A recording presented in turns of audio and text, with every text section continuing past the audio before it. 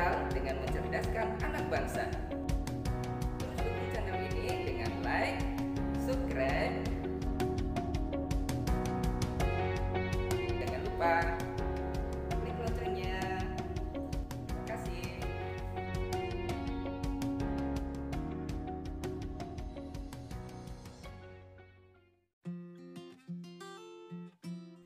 Selamat pagi anak-anak, bagaimana kabarnya hari ini? Mudah-mudahan kalian selalu dalam keadaan sehat walafiat. Masih ingatkah kalian apa itu metabolisme? Oke, metabolisme dibagi menjadi dua, yaitu katabolisme dan anabolisme. Hari ini Bapak akan membahas tentang katabolisme. Katabolisme karbohidrat. Katabolisme merupakan reaksi pemecahan atau penguraian senyawa kompleks organik menjadi senyawa sederhana atau anorganik yang menghasilkan energi.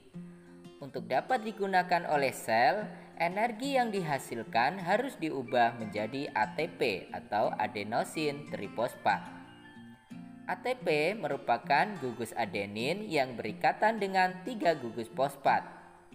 Pelepasan gugus fosfat menghasilkan energi yang dapat digunakan langsung oleh sel, yang digunakan untuk melangsungkan reaksi-reaksi kimia, pertumbuhan, transportasi, gerak, reproduksi, dan lain-lain.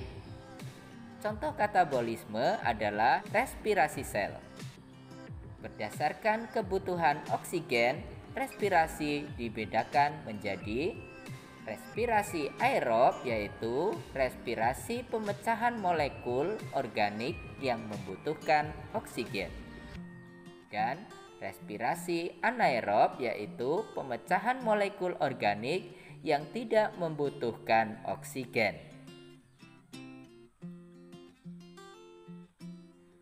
Respirasi aerob yaitu merupakan proses pembebasan energi kimiawi yang terkandung dalam molekul organik dalam sel hidup menjadi energi yang dapat digunakan untuk bermacam-macam aktivitas tubuh.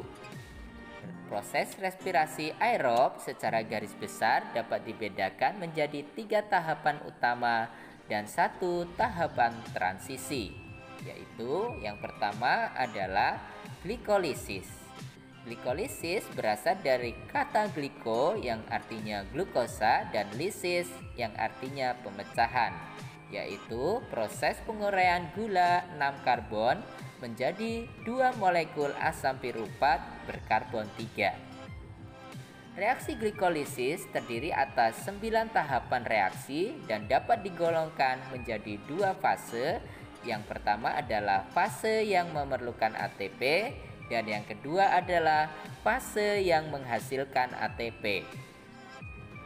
Proses reaksi glikolisis bersifat anaerob atau tidak membutuhkan oksigen bebas dan berada di sitoplasma.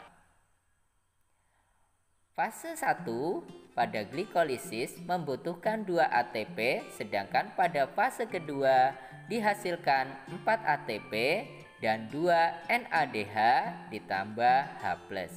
Sehingga hasil bersih glikolisis ini ialah asam piruvat, 2 ATP dan 2 NADH ditambah H+.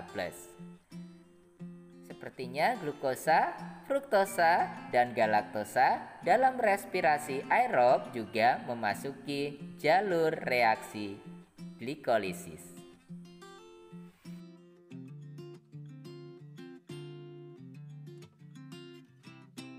Selanjutnya adalah dekarboksilasi oksidatif. Asam piruvat terbentuk dari hasil glikolisis. Apabila sel tubuh cukup oksigen, asam piruvat akan memasuki matrik mitokondria, kemudian diubah menjadi suatu senyawa 2 karbon yang disebut dengan asetil-CoA. Proses ini melibatkan multienzim dan reaksi ini disebut dekarboksilasi oksidatif. Ada 3 tahapan reaksi dalam proses ini, yaitu yang pertama dekarboksilasi, yaitu pelepasan karbon dioksida dari asam piruvat. Yang kedua, oksidasi dengan melepaskan hidrogen yang digunakan untuk mereduksi NAD+. Dan tiga, penggabungan dengan koenzim A.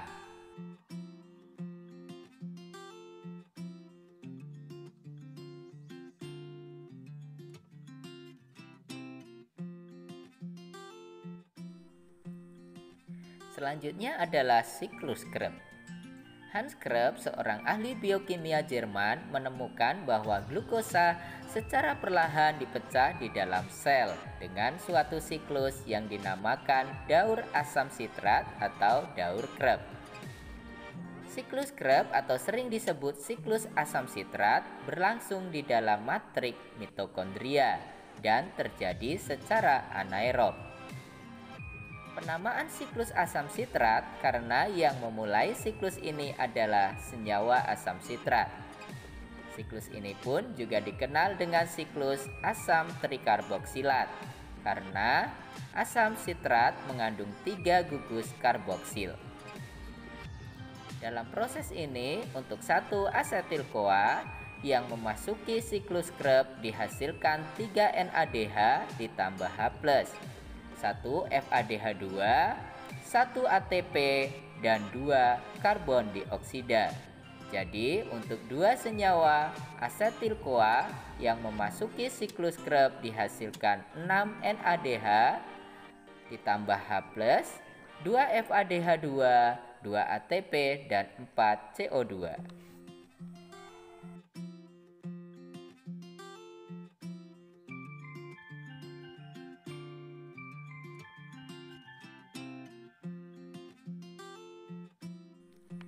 Selanjutnya adalah transport elektron.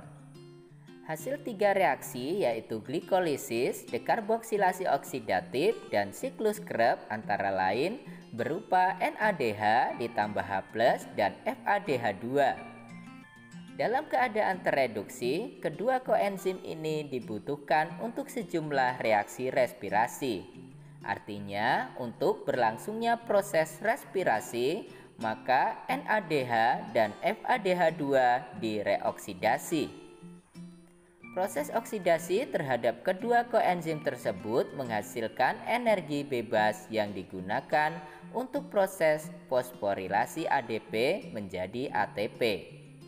Proses ini terjadi di membran dalam mitokondria dan disebut sebagai fosforilasi oksidatif atau transport elektron.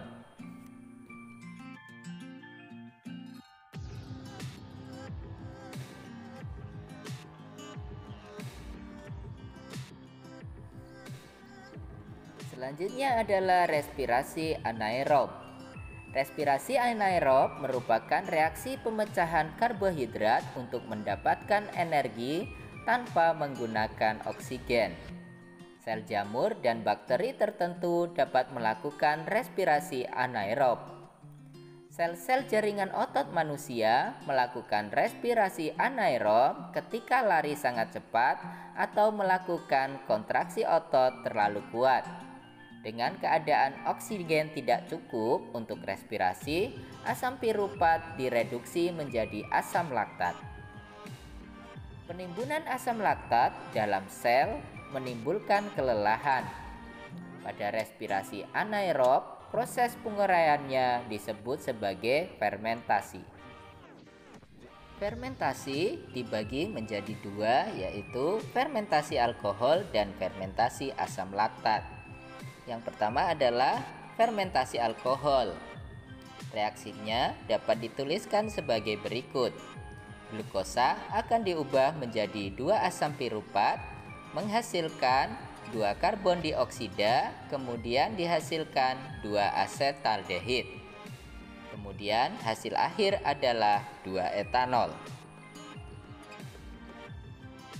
Yang kedua adalah fermentasi asam laktat. Reaksi tersebut dapat dituliskan yaitu glukosa akan diubah menjadi 2 asam piruvat, kemudian akan dihasilkan menjadi 2 asam laktat. Contoh fermentasi asam laktat adalah respirasi anaerob pada hewan. Baiklah anak-anak, demikian pembelajaran kita hari ini mengenai katabolisme.